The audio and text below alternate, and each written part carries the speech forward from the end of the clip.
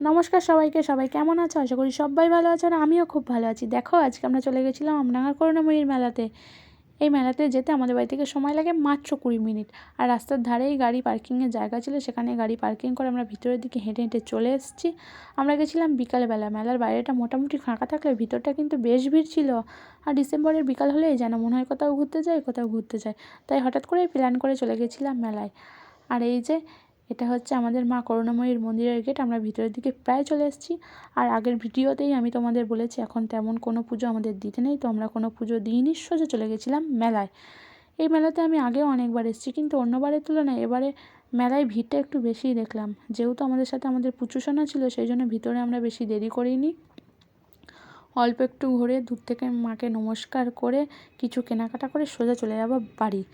আর এখানে স্টেজও করা আছে, নানা অনুষ্ঠানও এখানে হয়। এতটাই ভিড় ছিল যে আমি কী কী কিনেছি সেটা তোমাদের সাথে শেয়ার করতে পারলাম না, তাই অল্প একটু ভিডিওই করে নিলাম। মেলাতে এমন কোনো জিনিস ছিল না যে তোমরা পাবে না, সমস্ত কিছুই তোমরা মেলা থেকে পেয়ে যাবে। আচার, ফুলের গাছ, পিঠে, আরও অনেক কিছু। তো পারলে তোমরাও একবার মেলা থেকে ঘুরে এসো। আর এই যে কাঠ আর লোহার দোকান দেখছো, এগুলো ছিল গেটের বাইরে বাঁ দিকে। এখান থেকে দুটো জিনিস নেওয়ার ছিল, আমাদের নেওয়া হয়ে গেছে। ভিডিওটা ভালো লাগলে একটা লাইক করে দিও, চ্যানেলটাকে সাবস্ক্রাইব করে দিও। তো সন্ধ্যে হয়ে গেছে, আমরা বাড়ি যাই, টাটা।